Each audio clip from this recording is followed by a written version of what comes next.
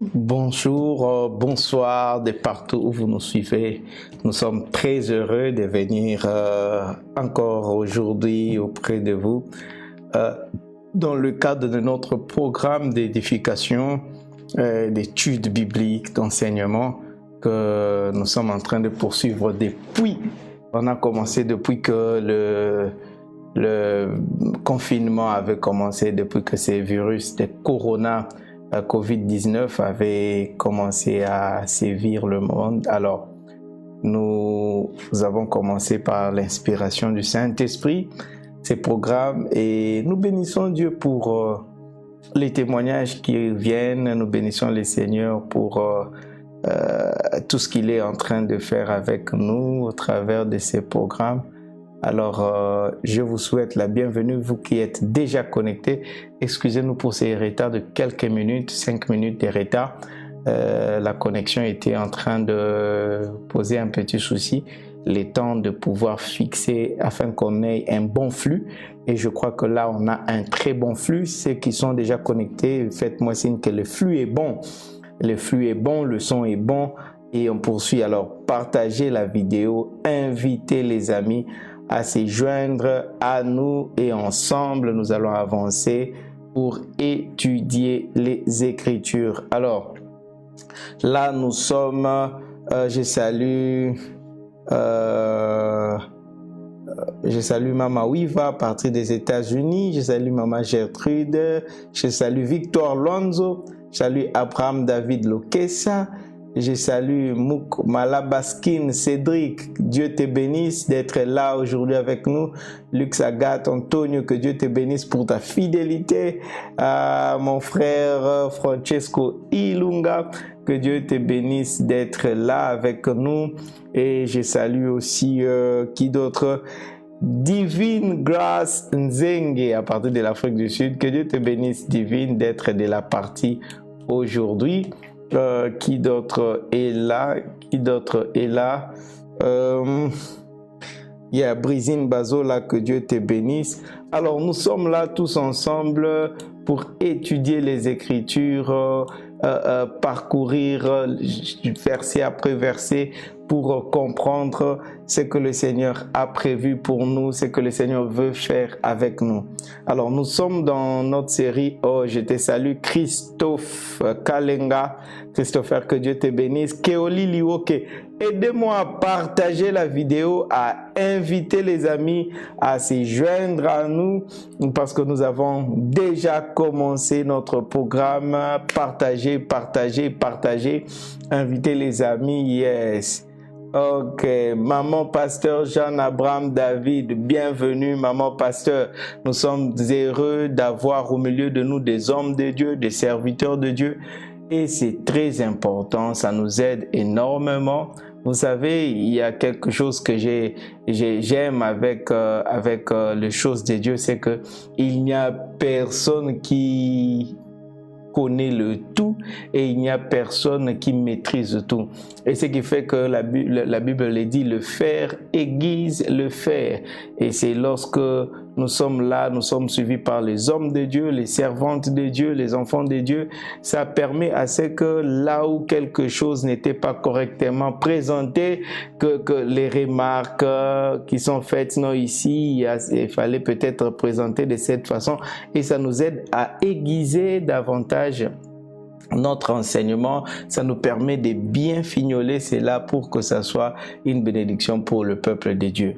Alors nous sommes dans notre 11e leçon à redéfinir l'évangile. Alors nous allons prier avant d'avancer. Seigneur Dieu, nous te dédions ces moments, nous te dédions ces instants, sois avec nous du début jusqu'à la fin.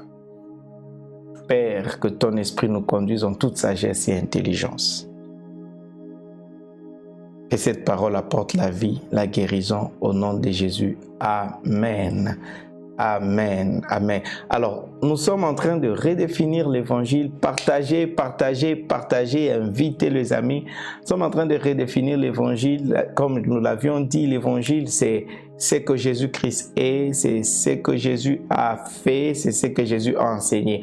C'est ce qui fait l'évangile. Alors, quand on vous apporte l'évangile, quand on parle du plein évangile, ça veut simplement dire qu'on est en train de vous enseigner l'évangile dans sa totalité. Et c'est ce que Jésus-Christ nous a demandé de faire, d'enseigner, de faire connaître aux gens qui il est, sa personne, de faire connaître au monde son œuvre, ce qu'il a fait, et de faire connaître au monde ce qu'il a enseigné. Et nous sommes maintenant à la deuxième étape. Nous avons déjà vu ce qu'il est.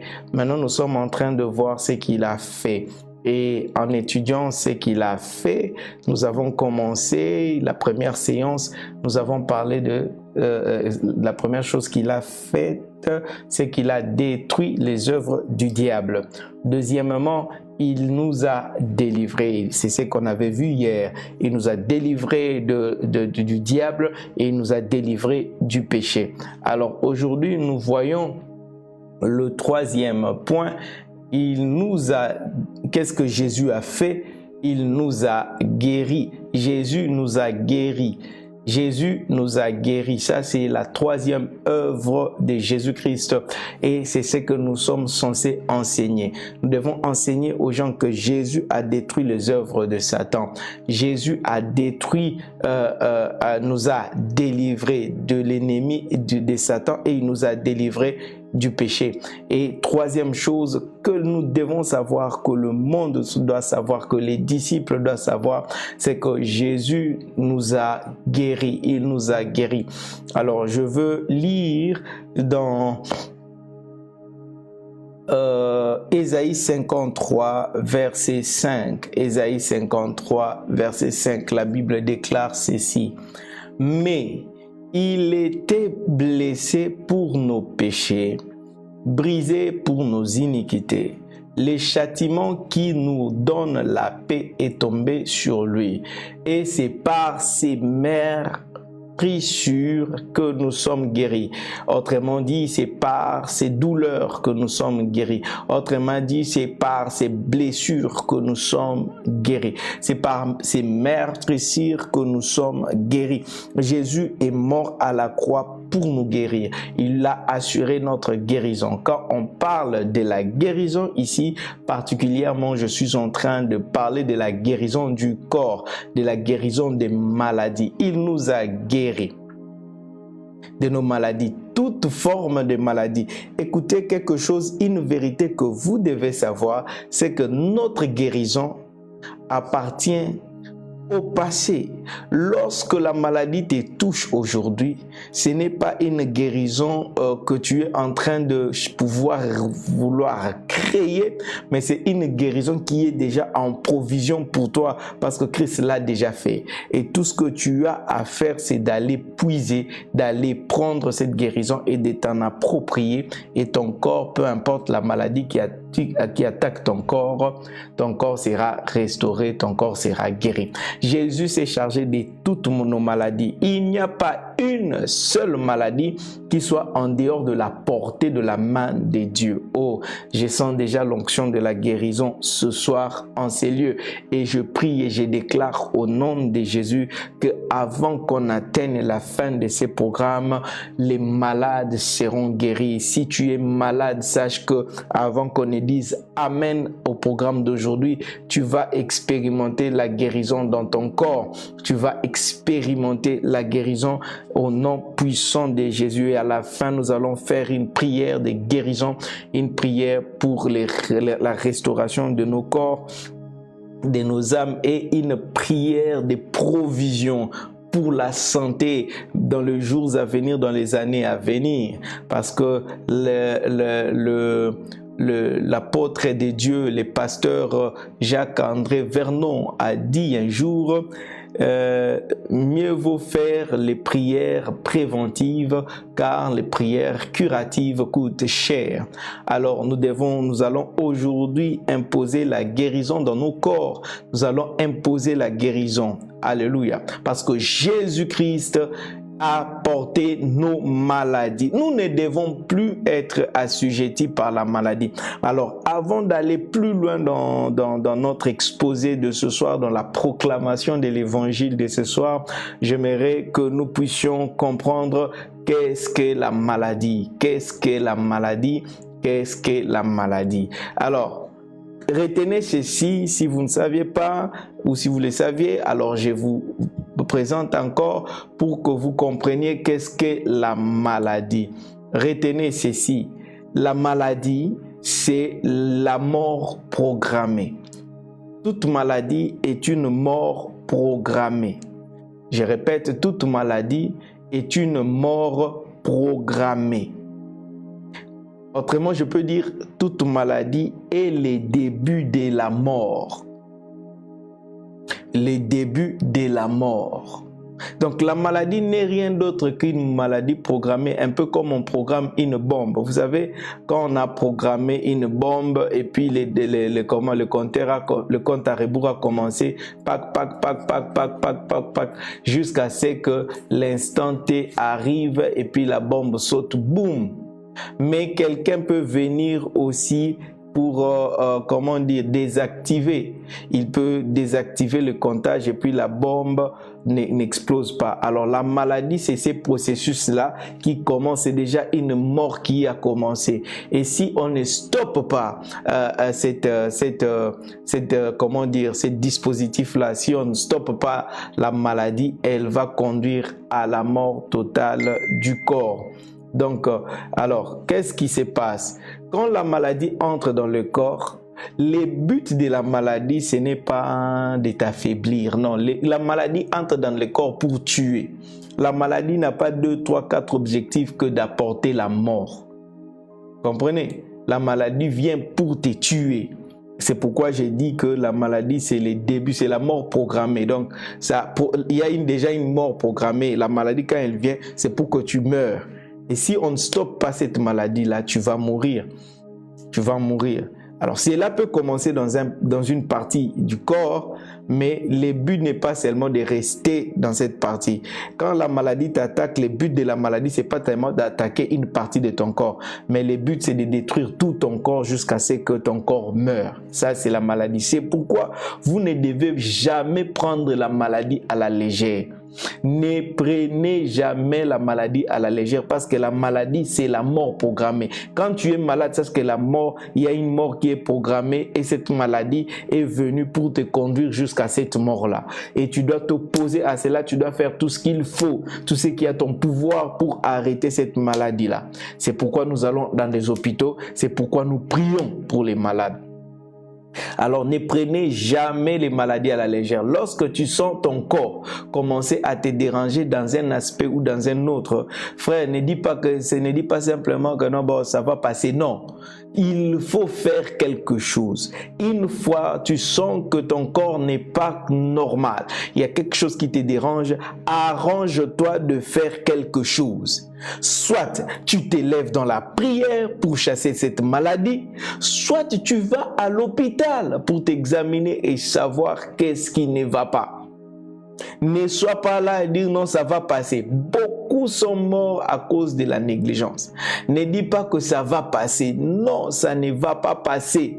La maladie est venue là non pas pour passer. La maladie vient dans le corps pour tuer. Alors je vous demande, frères, n'agissez pas comme des insensés. Soyez sages. Une fois là, le corps commence à déranger, fais quelque chose pour t'opposer à cela. Est-ce que vous comprenez? Alors, je vais lire un texte pour vous expliquer un peu les principes. 1 Corinthiens 12, 14. 1 Corinthiens 12, 14, la Bible déclare ceci. Ainsi, le corps n'est pas un seul membre, mais plusieurs membres. Si les pieds disaient parce que je ne suis pas une main, je ne suis pas du corps, ne serait-il pas du corps pour cela? Verset 26. Verset 26. Et si un membre souffre, tous les membres souffrent avec lui. Si un membre est honoré, tous les membres se réjouissent avec lui. J'utilise ce passage simplement pour vous dire que même quand la maladie commence au niveau du pied, ne néglige pas cela. Ça comprend que c'est tout le corps qui est attaqué. Même quand la maladie attaque ton doigt, sache que c'est tout ton corps qui est attaqué. Alors ne néglige aucune maladie aussi petite que cela soit. Ne néglige rien. Même si tu t'es cogné à la porte et puis il y a une blessure, fais tout pour que cette blessure sèche. Ne la néglige pas. Tu as des maux de tête, tu vas te dire non, ça va passer. Non, néglige pas. Parce que c'est ton corps. Sache que chaque fois qu'il y a une maladie qui t'attaque, c'est ton corps qui est attaqué pour être tué. La maladie est une menace de mort. C'est pourquoi ne les prenez jamais à la légère. Est-ce que vous me comprenez? Alors, ce qui tue le corps, ces maladies-là, ce sont des organismes vivants que l'on appelle microbes, bactéries, virus. Ce sont des organismes vivants. Ce ne sont pas des objets. Les maladies sont véhiculées dans le corps au travers des êtres vivants, des organismes vivants. C'est eux qui créent la maladie. Et quand ils entrent dans le corps, leur rôle c'est de se multiplier, de détruire votre corps. Donc il faudrait le prendre très au sérieux. Alors maintenant nous allons essayer de répondre à une question avant d'avancer. Qui a créé la maladie? Qui a créé la maladie? Qui a créé la maladie? Qui a créé la maladie? Lisons Genèse 2, 17. Genèse 2, 17. Mais tu ne mangeras pas. La Bible dit ici, c'est le Seigneur qui parle. Tu ne mangeras pas de l'arbre de la connaissance du bien et du mal, car le jour où tu en mangeras, tu mourras. Mais tu ne mangeras pas de l'arbre de la connaissance du bien et du mal, car le jour où tu en mangeras, tu mourras. Déjà ici, sachez que le diable n'a rien créé, parce que lui-même c'est une créature. Il n'a rien créé. Il n'a rien créé. Même l'homme, depuis que la création a commencé jusqu'à aujourd'hui, l'homme n'a jamais rien créé. L'homme ne fait que la recombinaison de choses que Dieu a déjà créées. Et ça te fait sortir quelque chose de nouveau, quelque chose de neuf. Une voiture, ce n'est pas une création, mais c'est une invention. C'est quoi une invention? C'est qu'on prend seulement les choses qui existent et on les combine d'une nouvelle façon. C'est ce qu'on appelle l'invention. Une invention, ce n'est pas une création. Est-ce que vous comprenez ça? Donc, le diable n'a rien créé, l'homme aussi n'a rien créé, Dieu a tout créé. L'homme ne fait qu'inventer.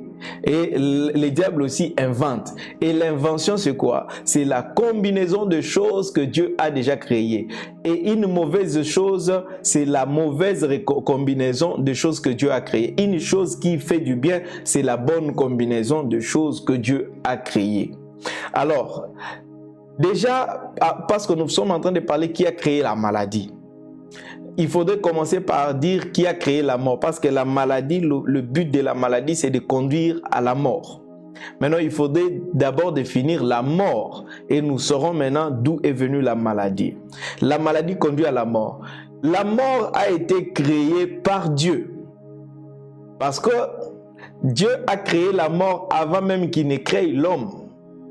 Il avait tout créé et il vit que cela était bon. Et il dit à l'homme, le jour où tu en mangeras, tu mourras. C'est-à-dire, Dieu ne peut pas parler de la mort si la mort n'existe pas. Et Dieu a créé la mort justement pour une raison. Pourquoi? Pour donner une punition ou une sanction. Que la mort soit là comme une sanction au péché que l'homme doit commettre. Dieu ne peut pas t'interdire une chose sans conséquence. Et il a interdit à l'homme de manger le fruit de l'arbre. Et il a dit, il y a une conséquence, si tu manges ça, tu mourras. Donc, pour que l'homme meure, il faut que la mort soit là. Et Dieu crée la mort. Non pas pour les malheurs de l'homme, mais pour le bien de l'homme, afin de les maintenir dans l'obéissance et dans la volonté de Dieu. Malheureusement, une chose est que l'homme a désobéi. Mais lorsque la mort était là, pendant que l'homme marchait encore dans l'obéissance, la mort était inactive, la mort était en attente, la mort n'avait pas encore trouvé de chemin d'accès dans la vie de l'homme. Et la chose qui a donné accès à la mort dans la vie de l'homme, c'est la désobéissance, les péchés. L'homme lui-même a ouvert la porte à la mort. La mort était gardée quelque part. Il se tenait là devant les seigneurs. Et Dieu a dit à l'homme, le jour où tu pèches, c'est-à-dire tu ouvres la porte, la mort rentrera et tu mourras. Et malheureusement, l'homme a péché. Romains 5, 12. Romains 5,12, la Bible déclare ceci. C'est pourquoi, comme par un seul homme, les péchés est entré dans le monde, et par les péchés la mort, ainsi que la mort s'est étendue sur tous les hommes parce que tous ont péché. C'est pourquoi, par un seul homme, les péchés est entré dans le monde, et par les péchés la mort. Donc, en péchant, en commettant les péchés, l'homme a ouvert la porte à la mort pour entrer dans le monde. Lorsque Dieu avait créé le monde, il a créé l'homme, il a créé les jardins, il avait aussi créé la mort, mais la mort n'était pas dans le monde, la mort était en dehors du monde, la mort était là-bas avec Dieu, et la mort était là assise. Celui qui détenait la clé pour faire accéder la mort dans le monde, c'était l'homme au travers de la désobéissance. Malheureusement, l'homme aussi a désobéi et la mort est entrée. La mort est un esprit avec une mission bien précise, accomplir la punition que Dieu avait donnée en cas de désobéissance. Et sa mission, c'est de mettre fin à la vie. C'est pourquoi on l'appelle la mort. C'est de mettre fin à l'existence. Et la mort comme esprit, il ne met pas fin seulement à la vie des hommes. Il met aussi fin à la vie des objets. Il met aussi fin à la vie des animaux. Il met aussi fin. Donc la mort peut affecter l'esprit, cet esprit-là qu'on appelle l'esprit de mort, la mort, il peut affecter toute chose. Lorsqu'il touche une chose, cette chose-là doit mourir, doit disparaître, doit cesser d'exister. Et c'est l'homme qui a donné accès. Alors, en tant qu'esprit, Dieu a prévu un jour qu'il va le prendre aussi, les lier et les jeter en enfer. Apocalypse 20, 14. Et la mort et les séjours de mort furent jetés dans le temps de feu. C'est la seconde mort, le temps de feu. Donc il y aura un temps où la mort va cesser sa mission, va prendre fin de manière définitive. C'est pourquoi les hommes vivront éternellement. Il va encore être sorti du monde. Dieu va le faire sortir du monde. Il a accédé par la permission de l'homme, mais il va sortir par l'obéissance de Christ, qui est le dernier Adam. Par son obéissance, la vie s'est étendue aussi à toute la race humaine. Alors, l'esprit de mort utilise différents moyens pour tuer. La mort utilise différents moyens pour tuer l'homme. Il utilise le moyen spirituel, il l'utilise au travers des démons et au travers d'autres choses spirituelles, il tue. Et la mort utilise des moyens physiques ou naturels. Et parmi les moyens physiques que la mort utilise, il y a la violence, c'est-à-dire quand on tue quelqu'un, les démons qui créent la violence, au travers de la violence, la mort vient entrer. Quand on tire sur quelqu'un, il meurt. Quand on peut tuer quelqu'un par les armes à feu, par les couteaux, par l'empoisonnement, par toutes ces choses-là, par la violence, par le coup, la mort utilise aussi la violence pour entrer. La mort utilise les microbes. La mort utilise les microbes pour tuer quelqu'un. La mort utilise les accidents. Il utilise les catastrophes naturelles pour emporter de vie, pour mettre fin à l'existence des hommes. Alors, aujourd'hui, maintenant, nous allons parler de cet aspect de la maladie, de la mort qui utilise les organismes vivants qu'on appelle les microbes pour tuer. Et Christ a dit, et la Bible dit qu'il a porté nos maladies. Vous comprenez? Par ses meurtrissures, il nous a guéris de toutes les maladies, de cette mort qui vient au travers des organismes vivants, au travers des microbes. Et c'est sur ça que nous sommes en train de parler. Sachez-le que la maladie, c'est l'œuvre de la mort. C'est l'ange de la mort. C'est les serviteurs de la mort. Alors, il faudrait le prendre très au sérieux. Le diable ou l'ange de la mort utilise les organismes vivants qu'on appelle des microbes. Alors, sachez-le déjà que les microbes, ce n'est pas le diable qui a créé le microbe. Ce n'est pas un homme qui a créé les microbes, mais c'est Dieu qui a créé les microbes. Et quand Dieu a créé les microbes, ce n'était pas pour rendre l'homme malade, mais c'était pour des raisons de vie. C'était pour maintenir la vie dans certains milieux. Par exemple, comment dire, il y a des bactéries qui vivent dans l'océan et c'est là leur milieu de vie et ils maintiennent l'écosystème. Par exemple, quand vous prenez je prends un simple, quelque chose de très simple. Quand vous prenez par exemple les levures qu'on met dans le dans la pâte pour gonfler la pâte et tout ça. Mais quand vous prenez ça, vous mangez cela, ça produit la mort, ça devient un poison, ça détruit ton corps et puis il y a une maladie qui se développe. C'est-à-dire les microbes que nous connaissons et tout ça, ils ont été créés pour des buts. Il y a des microbes qui sont dans les animaux et ils maintiennent la vie de cet animal-là. Mais dès qu'il se transfère dans l'homme, ça devient une maladie, en fait. Ça entre et ça tue. Et ça devient dangereux. Dieu a créé les microbes dans des milieux spécifiques. Il a créé des microbes dans des êtres différents afin de maintenir l'équilibre de la vie. Mais maintenant, la mauvaise localisation d'une bactérie, la mauvaise localisation d'un virus produit la mort là où il se trouve là. Ça devient une maladie. Même aujourd'hui, si nous parlons de coronavirus, il y a un endroit où quand ces microbes-là de corona, ils ne causent pas la mort, au contraire, ils maintiennent la vie.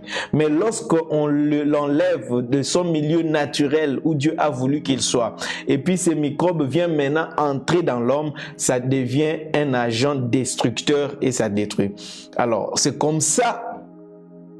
Cette délocalisation-là des microbes, des bactéries, des virus crée la mort. Et cette délocalisation, ce désordre-là a commencé depuis que l'homme a péché. L'homme a péché. Vous allez remarquer avec moi qu'il y a beaucoup de maladies que nous avons dans notre corps à cause de certaines nourritures que nous mangeons.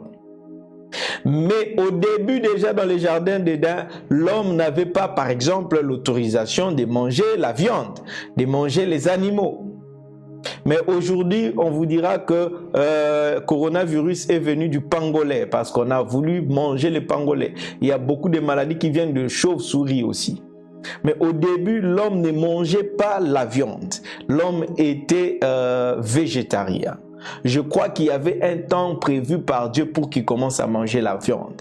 Parce que c'est après Noé. Lorsque Dieu ouvre l'arche, Noé sort, c'est là que Dieu donne à l'homme la permission de manger la viande. Donc manger la viande n'est pas un péché et n'est pas contre la volonté de Dieu. C'est Dieu lui-même qui a donné à l'homme de manger la viande après la sortie.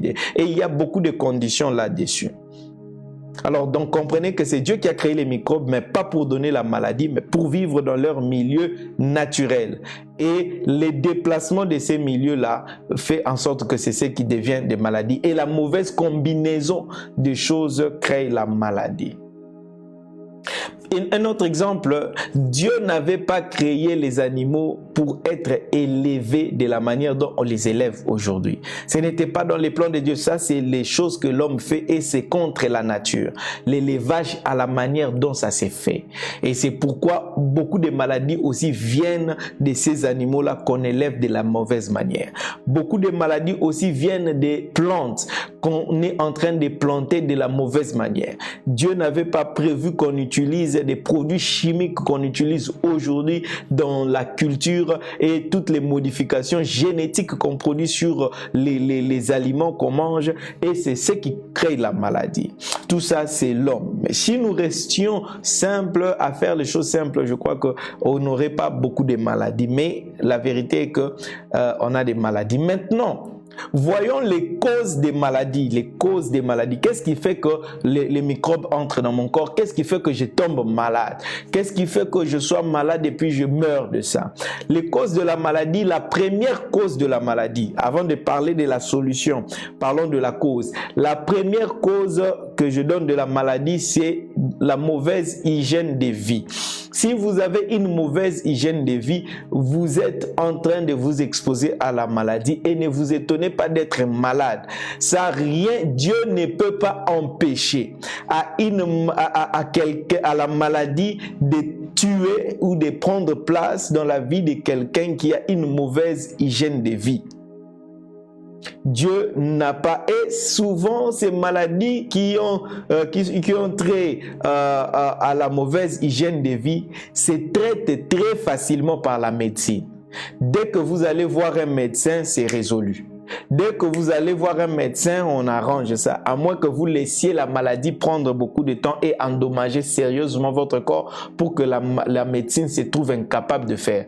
Mais une maladie, généralement, quand une maladie est de cause naturelle, c'est-à-dire hygiénique, tu dors dans un endroit où il y a des moustiques, tu dors dans un endroit où il y a... Nous allons lire Lévitique 14 pour voir ça. Dieu donnait déjà de loi à Israël pour leur épargner de certaines maladies dues justement à la mauvaise hygiène de vie. Lévitique 14, 33 à 48. Lévitique 14, 33 à 48. Vous allez voir déjà, Dieu veut épargner son peuple de ces maladies inutiles, juste liées à la mauvaise hygiène de vie. Alors vous, enfants de Dieu, vous devez vous arranger à avoir une bonne hygiène de vie. Quand je parle de bonne hygiène de vie, je parle de quoi? Bien manger, bien se reposer et veiller à son environnement, la propreté, des habits propres, un endroit propre. Donc vous devez veiller sur cela. Alors, je vais lire Lévitique 14 à partir du verset 33. Écoute ce que Dieu dit. L'Éternel parla à Moïse et à Aaron et dit, lorsque vous serez entrés dans les pays des Canaan, dont je vous donne la possession, si je mets une plaie de lèpre sur une maison du pays que vous posséderez, celui à qui appartiendra la maison ira les déclarer au sacrificateur et dira, j'aperçois comme une plaie dans ma maison. Et puis les sacrificateurs, avant d'y entrer pour examiner la plaie, ordonnera qu'on vide la maison, afin que tout ce qui y est ne devienne pas impur. Après cela, le sacrificateur entrera pour examiner la maison. Le sacrificateur examinera la plaie. S'il voit qu'elle offre sur les murs de la maison des cavités verdâtres ou rougeâtres, paraissant plus enfoncées que les murs, il sortira de la maison et quand il sera à la porte, il fermera la maison pour 7 jours. Le sacrificateur y retournera le 7e jour s'il voit que la plaie s'est étendue sur les murs de la maison. Il va faire le confinement de la maison. Le sacrificateur va faire le confinement. Donc, le confinement ne commence pas aujourd'hui. Déjà, Dieu est en train de conseiller le confinement. Il ordonnera qu'on ôte les pierres attaquées de la plaie et qu'on les jette hors de la ville. Isolement. Vous comprenez? Quarantaine. Dans un lieu impur. Il fera racler tout l'intérieur de la maison et l'on jettera hors de la ville dans un lieu impur la poussière qu'on aura raclée. On prendra d'autres pierres que l'on mettra à la place des premières et l'on prendra d'autres mortiers pour recrépir la maison. Si la plaie revient et fait éruption dans la maison après qu'on a ôté les pierres raclées et recrépi la maison, le sacrificateur y retournera. S'il voit que la plaie s'est étendue dans la maison, c'est une lèpre invétérée dans la maison. Elle est impure. On abattra la maison, le pierre, le bois et tous les mortiers de la maison. Et l'on portera ces choses hors de la ville dans un lieu impur. Celui qui sera entré dans la maison pendant tout le temps qu'elle était fermée sera impur jusqu'au soir. C'est-à-dire on les mettra en quarantaine. Celui qui aura couché dans la maison lavera ses vêtements. Sanitizer, comment dire, purification. Celui qui aura mangé dans la maison lavera aussi ses vêtements. Si le sacrificateur qui est retourné dans la maison voit que la plaie ne s'est pas étendue après que la maison a été recrépie, il déclarera la maison pure car la plaie a été guérie. Est-ce que vous comprenez ça? Donc, même cette méthode d'isoler, c'est-à-dire ce sont des mesures hygiéniques que Dieu a déjà dit au peuple pour éviter certaines maladies. Même il leur disait, quand vous trouvez un animal mort, il faut aller jeter son cadavre en dehors de la ville pour contaminer. Et pour enterrer les gens, c'était très loin. Pour éviter des maladies liées juste à l'insalubrité. Lorsque les gens avaient la lèpre, on les isolait. on les mettait en quarantaine pour ne pas contaminer les autres. Donc, il faudrait être prudent. Et pendant, oui, il faut désinfecter. Pendant, par exemple, la période de saison sèche, quand les gens ont des grippes, frère, ne vous gênez pas d'isoler quelqu'un qui a une maladie contagieuse. Évitez de saluer quelqu'un qui a une maladie contagieuse. Prenez vos dispositions parce que Dieu ne peut pas soutenir quelqu'un qui est insalubre. Regarde. Il y a un frère, je l'ai rencontré, je voulais le saluer avec la coude comme ça, n'est pas le serrer la main. Il me dit, évangéliste, et toi aussi? Je dis, et moi aussi quoi? Oh non, toi si tu as peur de corona, tu salues comme ça. J'ai dit non. Bon, en fait, frère, il faudrait pas se comporter comme si, non, ça n'exclut pas ma foi si j'observe les mesures d'hygiène. Est-ce que vous comprenez ça? Observer toutes les mesures d'hygiène, c'est important. Même pendant cette période de corona, si tu vas dans un lieu public, porte le masque. C'est juste un problème d'hygiène et Dieu est hygiénique. Dieu veut que nous nous protégeons comme cela. Ça n'affecte pas notre foi. Si tu es dans un lieu, ne salue pas les gens avec la main, salue avec la coude. Si tu veux tousser, il faut faire comme ça, une chou. Observe toutes les mesures. Tu rentres chez toi, la première chose à faire, lave tes mains. Lave tes mains. Lave tes mains. Donc voilà, ça c'est la première catégorie de maladies. Deuxième cause de maladie, c'est les péchés. La deuxième cause de maladie, c'est les péchés. Les péchés aussi amènent la maladie dans la vie des hommes. Nous lisons Jean chapitre 5, verset 14. Jean chapitre 5, verset 14. Jean chapitre 5, verset 14, la Bible déclare « Depuis, Jésus les trouva dans le temple et lui dit « Voici, tu as été guéri. Ne pêche plus, de peur qu'il ne t'arrive quelque chose de pire. » Ici, Jésus est en train de parler à l'homme qui était malade à la piscine de Bethesda. Jésus l'a trouvé et l'a guéri. Malade pendant 38 ans. Et sa maladie était causée par les péchés. Jésus l'a guéri et lui dit ne pêche plus parce que si tu pêches, ta condition sera pire. C'est-à-dire cette maladie reviendra encore plus grave. Ne pêche plus parce que la maladie apporte, les péchés apportent la maladie. Lisons Jacques 5, 14 à 16. Jacques chapitre 5. 14 à 5. Donc, quelqu'un qui mène une vie de péché s'expose à la maladie. S'expose à la maladie. Jacques 5, je commence au verset 14. La Bible déclare ceci, 14 à 16. Quelqu'un parmi vous est-il malade? Qu'il appelle les anciens de l'église et que les anciens prient pour lui. En lui donnant d'huile au nom du Seigneur. La prière ici on précise, quelqu'un est-il malade? Qu'il voie les anciens, que les anciens prient pour lui en lui donnant d'huile. La prière de la foi sauvera le malade et le Seigneur le relèvera. Et s'il a commis des péchés, il lui sera pardonné. 16. Confessez donc vos péchés les uns aux autres et priez les uns pour les autres afin que vous soyez guéris. La prière fervente du juste a une grande efficace. Confessez vos péchés, priez les uns les autres afin que vous soyez guéris. Donc Jésus est en train de parler clairement. Et vous allez vous souvenir que l'homme qui était amené auprès de Jésus par ses 4 amis qu'on avait introduits par le toit, il avait besoin de guérison, mais Jésus a dit « Tes péchés te sont pardonnés, prends ton lit et marche ». Lorsque ces péchés ont été pardonnés, cette personne était guérie. Pourquoi? Parce que les péchés amènent aussi la maladie. Donc les péchés est l'une des causes des maladies. C'est pourquoi moi, quand on m'amène des malades, j'ai pris pour avoir le discernement et je demande à la personne directement sur quelque chose, sur tout ce que l'Esprit met dans mon cœur. Et beaucoup de malades sont malades simplement parce qu'ils ont mal marché, ils ont fait des choses. Et je pose aussi des questions. Et si je trouve vraiment que ta maladie est de cause naturelle, je ne prie pas précipitamment, je demande à l'Esprit. Et parfois, si c'est juste, je recommande à quelqu'un, va à l'hôpital et ça va être résolu.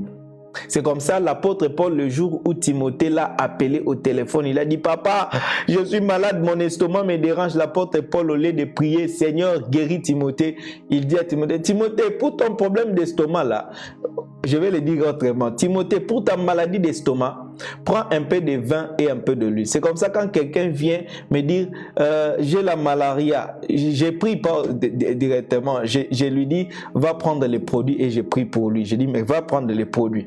Parce que là, la quinine va mettre fin à cela et puis c'est fini. Vous comprenez ça? Yeah, mais Dieu guérit toutes les maladies, peu importe leur origine. Mais nous devons aussi agir de manière intelligente et pédagogique pour aider les frères. Ce n'est pas en vain que Paul a dit à Timothée de boire le vin pour son problème d'estomac. C'est-à-dire qu'il était en train de lui donner un remède. Pourquoi? Parce qu'on a aussi besoin d'être discipliné. Un homme qui ne sait pas se discipliner va commencer à jouer avec Dieu. Vous voyez, les choses de Dieu ne sont pas à jouer. La prière, la guérison divine, c'est pas un jeu. Donc, quelquefois, quand quelqu'un est malade, recommande-lui le sommeil, il vient là, écoute la personne, non, non, tu as besoin juste de dormir, tu as besoin juste de prendre de l'eau. Non, non, non, tu as juste besoin de prendre tel médicament et ça va aller. Oh non, là, tout me dérange. Tu étais exposé au froid, oui. Ah, ok. Ne t'expose plus au froid, va prendre tel produit et puis ça va passer. Yes, it works like that. Nous devons être sages. Nous ne devons pas être... Au nom de Jésus, je commande la maladie. La personne a négligé. Il va encore aller retourner dans les mêmes conditions. Et ça sera... Il ne faut pas encourager le mal. Donc, nous le trouvons dans la Bible et je crois que je suis biblique. Troisième cause des maladies. Troisième cause des maladies, c'est les attaques démoniaques. Oui, les démons aussi rendent les gens malades. Les démons aussi rendent les gens malades. Luc 13, verset 11. Et voici, il y avait là une femme possédée d'un esprit qui la rendait infirme. On précise bien dans la Bible, un esprit qui la rendait infirme depuis 18 ans. Elle était courbée et ne pouvait pas du tout se redresser. C'est pourquoi, frère, si vous voyez une maladie, on a essayé de traiter par la médecine et ça n'a pas été résolu, comprenez que probablement il y a un esprit derrière, parce que les maladies qui sont causées par les démons ne trouvent pas de solution par la médecine, ne trouvent pas de solution et ça reste, ça devient chronique et ça demeure. Même lorsqu'on applique toutes les méthodes scientifiques, tout ça pour résoudre cela, et si la cathèse est toujours là, sachez que cette maladie a un démon. Attaquez, cherchez maintenant à attaquer la racine et chasser les démons. Vous comprenez? Alors aujourd'hui, je veux prier pour tous ceux qui ont des maladies chroniques, que la médecine a essayé et ça n'a pas marché. Aujourd'hui, ce démon va te quitter au nom de Jésus.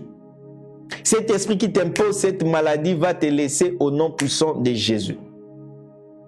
La Bible déclare encore, Matthieu 17, verset 18, on nous parle de l'histoire de cet enfant qui était lunatique et que les démons étaient en train de tourmenter. Quand on parle de lunatique, c'est-à-dire quelqu'un qui n'est pas normal. Il est cinglé, comme on dit un peu. Il est un peu fou. Alors, c'était un démon. C'est pourquoi la plupart des maladies psychiques, ce sont des maladies démoniaques. Matthieu 17, 18. Jésus parla sévèrement aux démons qui sortit de lui et l'enfant fut guéri à l'heure même. Jésus parla sévèrement aux démons qui sortit de lui et l'enfant fut guéri à l'heure même. Il y a des maladies qui sont maintenues dans la vie des personnes par des esprits mauvais. Et quand vous voyez une maladie traîner, prendre du temps, il faut s'élever avec autorité dans la prière pour le chasser, pour chasser les démons. Quatrième cause des maladies, c'est le vieillissement. Le vieillissement. 2 Rois 13, 14, la Bible nous parle d'Élisée était atteint de la maladie dont il mourut.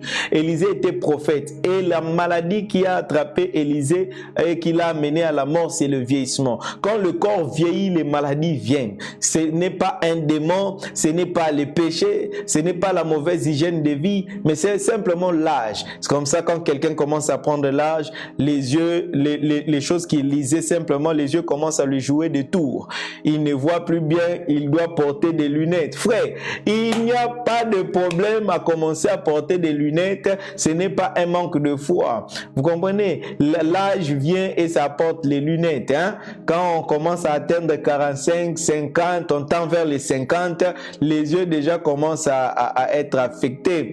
Et puis, bien que l'hygiène de vie aussi marche là des gens, mais il y a aussi la génétique qui accompagne ça. Comment dire, les courbatures. Vous commencez à avoir les articulations qui commencent à faire mal. C'est le vieillissement, le dos, vous avez telle douleur. C'est le vieillissement, quand ça vient, ça vient. Donc, c'est aussi l'une des causes de maladies. Mais nous allons prier le Seigneur afin que toi, ta vigueur dure autant que tes jours. Que tu sois un vieux fort, que tu sois un vieux avec les regards d'un aigle dans le nom de Jésus. Vous savez, la sainteté aussi rajeunit le corps. Vous savez, la crainte de Dieu, l'onction, rajeunit le corps. C'est pourquoi moi j'ai dit, même quand j'aurai 50 ans, je vais toujours ressembler à un jeune homme comme je le suis là. Je serai toujours jeune comme ça, beau comme je suis. Voilà, l'onction. L'onction rajeunit, vous savez. Alors, l'autorité de Christ maintenant, nous allons finir sur ces points. L'autorité de Christ sur la maladie. Vous voyez quelle autorité Jésus-Christ avait? C'est ce qu'il a fait. Il a guéri de nos maladies. Il a guéri toutes sortes de maladies. Matthieu 4, 24. L'autorité de Jésus sur la maladie. Matthieu 4, 24. Je vais lire. Sa renommée s'est répandue dans toute la Syrie. On lui a mené tous ceux qui souffraient de maladies, des douleurs des divers genres. On précise des douleurs des divers genres. Des démoniaques, des lunatiques, des paralytiques, et il les guérissait. Je répète, sa renommée s'est répandue dans toute la Syrie et on lui a mené tous ceux qui souffraient de la maladie, tous ceux qui souffraient de la maladie, des douleurs des divers genres, des démoniaques, des lunatiques, c'est-à-dire de fous. On lui a mené des paralytiques et il les guérissait. Jésus guérit toutes sortes de maladies, peu importe son origine, peu importe sa forme, peu importe sa durée. Même si la maladie est venue à cause de l'hygiène, même si la maladie est venue à cause de péché, même si la maladie est venue à cause des démons, même si la maladie est venue à cause du vieillissement, Jésus est capable de guérir. Il n'y a pas une catégorie de maladies qui sort de la portée de Jésus-Christ. Sachez-le, il est capable de le faire. Et si tu crois, il peut le faire pour toi aujourd'hui. Jean 10, 10, la Bible déclare, « Le voleur ne vient que pour dérober, égorger et détruire. Moi, je suis venu afin que les brebis aient la vie et qu'elle soit dans l'abondance. » J'aime la version français courant qui dit « Moi, je suis venu pour que les humains aient la vie et l'aient en abondance. » La vie que Jésus-Christ est venu donner, c'est la vie en abondance. Et qu'est-ce que ça veut dire en abondance? C'est-à-dire c'est une vie qui affecte ton corps, qui affecte ton âme et qui affecte ton esprit et qui te guérit de toutes tes maladies. Le nom de Jésus est au-dessus de tout nom. Est-ce que vous me saisissez? Le nom de Jésus. Lisons Éphésiens 1, 18, Éphésiens chapitre 1, 18 à 23. Éphésiens 1, 18 à 23. Vous savez, Jésus, il a eu cette autorité-là. C'est ce qu'il a fait pour nous. Sachez-le, Jésus a déjà guéri nos maladies. Il a guéri nos maladies. C'est parmi les choses qu'il a faites et c'est acquis pour nous. Et il nous a donné maintenant la capacité de faire la même chose qu'il a fait, de guérir les malades et d'être guéri de toutes les maladies. Il suffit d'avoir la foi et de proclamer la guérison. Éphésiens 1, 18 à 23, et qu'il élimine les yeux de votre cœur pour que vous sachiez quelle est l'espérance qui s'attache à son appel, quelle est la richesse de la gloire de son héritage qu'il réserve aux saints. C'est-à-dire que Dieu ouvre vos yeux aujourd'hui pour savoir que la guérison divine est votre partage, que Jésus l'a déjà fait pour vous. 19. Et quelle est envers nous qui croyons l'infinie grandeur de sa puissance, se manifestant avec efficacité par la vertu de sa force. Donc, la puissance de Dieu se manifeste avec efficacité. Je prie aujourd'hui que cette puissance se manifeste avec efficacité dans ta santé. Verset 20. Il l'a déployé en Christ en les ressuscitant de mort et en les faisant asseoir à sa droite dans les lieux célestes, au-dessus de toute domination, de toute autorité, de toute puissance, de toute dignité, de tout nom qui se peut nommer, c'est-à-dire même toute maladie qu'on peut nommer, un organisme vivant qu'on peut nommer qui crée la maladie, son nom et Jésus a été élevé au-dessus, non seulement dans le siècle présent, mais encore dans le siècle à venir. C'est-à-dire, dans le siècle présent, la puissance de la victoire de Jésus agit. Et cette puissance va agir même dans le siècle à venir. Et nous sommes dans le présent, la puissance de son sang agit sur nous. Il a tout mis sous ses pieds, même la maladie, et il a donné pour chef suprême à l'Église, qui est son corps, la plénitude de celui qui remplit tout en tous. La Bible déclare, Luc 10, verset 19, je veux que tu prennes ce texte pour toi, que tu prennes ces passages pour toi, et je les déclare avec foi au nom puissant de Jésus. Voici, je vous ai donné le pouvoir de marcher sur les serpents et sur le scorpion et sur toute la puissance de l'ennemi et rien ne pourra vous nuire. La Bible dit rien ne pourra vous nuire. Même la maladie est dans le rien. La mort est dans le rien. La pauvreté est dans le rien. Tout ce qui est nuisible ne te nuira pas. Seulement tu dois t'approprier de ces pouvoirs-là. Tu dois t'approprier de cette autorité-là au nom de Jésus-Christ. Au nom puissant de Jésus-Christ. Et maintenant, aujourd'hui, c'est au travers de l'Église que Dieu manifeste sa sagesse infiniment variée. C'est au travers de l'Église que Dieu guérit les malades. Et l'Église du Seigneur, c'est vous et moi. Par toi, le Seigneur est capable de guérir les malades. C'est pourquoi il déclare ceci dans Marc chapitre 16, en commençant au verset 17. Au verset 17. Jean 16 à partir du verset 17. La Bible déclare ceci. J'aimerais les lire. Il dit, voici le miracle qui accompagneront ceux qui auront cru. Voici les miracles qui accompagneront ceux qui auront cru. En mon nom, ils chasseront les démons. Même si cette maladie est causée par les démons, tu peux chasser ces démons. Ils parleront de langues nouvelles. Ils saisiront des serpents. S'ils boivent quelques breuvages mortels, il ne leur fera point de mal. Ils imposeront les mains aux malades et les malades seront guéris. Pourquoi les malades seront guéris? Parce que Christ a vaincu la maladie. Parce que Christ nous a donné la provision de la guérison. Et aujourd'hui, je suis en train de parler de ce que Jésus-Christ a fait pour nous. Il nous a guéris de toutes les maladies. Il n'y a pas une maladie qui ait le droit de rester dans ton corps. Toi qui me suis, aujourd'hui, c'est le Seigneur qui t'a amené dans ces programmes, afin que tu écoutes cette parole et que cette parole produise la substance qui est dans cette parole. Jésus-Christ guérit toutes les maladies. Et ton corps ne peut pas être le siège de la maladie parce que Jésus a porté nos maladies à la croix. Par ses meurtrissures, nous avons été guéris. Et j'ai pris aujourd'hui pour toi que ce que Christ a accompli pour toi soit ton partage aujourd'hui dans le nom de Jésus-Christ. Sache-le que la maladie n'est pas ton partage. Sache-le que la maladie n'est pas ta part. Sache-le que la maladie, peu importe son origine, ne peut pas rester dans ton corps parce que la mort ne peut pas demeurer dans ton corps. La mort, la maladie, c'est le début de la mort. Quand la maladie est dans ton corps, c'est-à-dire que la mort a commencé à agir. Or, en Christ, nous avons la vie et la vie en abondance. Je prie aujourd'hui que la vie de Christ explose en toi, que la vie de Christ supprime toute maladie en toi aujourd'hui au nom de Jésus. Que tout celui qui est sous le son de ma voix reçoive la guérison au nom puissant de Jésus-Christ. Que dans ta maison, que cette vie de Christ se déploie et apporte la restauration, apporte la guérison.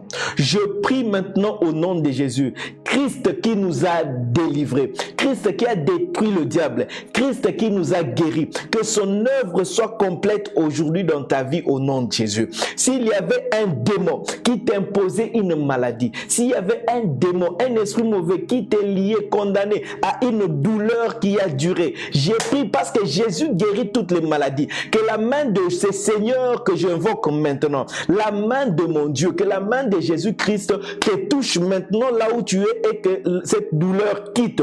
Parce que la Bible dit, il guérissait diverses douleurs, que toute douleur qu'il y avait dans ton corps disparaisse aujourd'hui au nom puissant de Jésus. Que toute maladie qui avait attaqué ton corps, qui avait attaqué tes organes, quitte maintenant par la puissante main de Jésus. Car sa parole est vraie, sa parole est puissante, sa parole est efficace. Et cette parole proclamée aujourd'hui apporte le fruit dans ta vie, produit les résultats dans ta vie au nom de Jésus. Reçois ta guérison au nom de Jésus. Confesse ta guérison au nom de Jésus. Déclare ta guérison au nom de Jésus. Déclare que tu ne souffriras pas. Déclare que tu n'es plus malade. Déclare que tu es guéri dans le nom puissant de Jésus. Ces péchés-là qui avaient introduit la maladie, Jésus-Christ a versé son sang pour effacer l'acte dont les ordonnances nous condamnaient. J'ai pris que la main de Dieu te pardonne parce qu'il avait dit à ses serviteurs, à ses disciples, c'est lui à qui tu pardonneras les péchés seront pardonnés. Je pardonne tes péchés au nom de Jésus. Que tes péchés te soient pardonnés et que cette maladie qui était entrée dans ta vie à cause du péché soit ôtée. Au nom puissant de Jésus. Reçois ta guérison, reçois la grâce de Dieu et que par tes mains, les malades soient guéris. Que par ta parole, que les démons sortent et s'enfuient. Par l'autorité de l'Esprit sur toi, au travers de sa parole, de cette parole d'aujourd'hui, que Christ se révèle et qu'il se manifeste. Au nom puissant de Jésus, nous avons prié et nous disons Amen. Que le Seigneur, mon Dieu, vous bénisse. Vous tous qui avez suivi ces programmes, et la guérison divine soit votre partage. Ça va faire plusieurs années, alors quand j'ai dit plusieurs années, c'est vraiment plusieurs années que je suis tombé malade. La dernière fois que la santé a essayé de me déranger, c'était l'année passée. C'était l'année passée au mois de décembre. J'ai prié, je suis allé à l'hôpital. Tous les résultats ont été négatifs. Ça va faire maintenant 6 ans exactement. Oui, 6 ans exactement que chaque fois que je vais à l'hôpital, on ne trouve toujours rien. On trouve toujours tout est normal, il n'y a aucune maladie dans mon corps. Chaque fois que je vais faire le check-up, on trouve toujours rien parce que Dieu me guérit de manière miraculeuse. La guérison est mon partage. Je prie que cette grâce te soit accordée. C'est-à-dire même dernièrement, quand j'étais à l'hôpital au mois de janvier, décembre, janvier, je vais à l'hôpital, on fait même les tests de malaria, on trouve que je n'ai même pas la malaria. Vous comprenez? Alors qu'au Congo, on dit la malaria, c'est-à-dire que Dieu est capable de te maintenir en bonne santé. Je crois tellement à la guérison divine que c'est devenu mon partage. Je prie que cela soit ta part et je déclare que je ne tomberai pas malade. Je ne tomberai pas malade et tu ne tomberas pas malade parce que mon Jésus a guéri, a porté sur lui toutes mes maladies.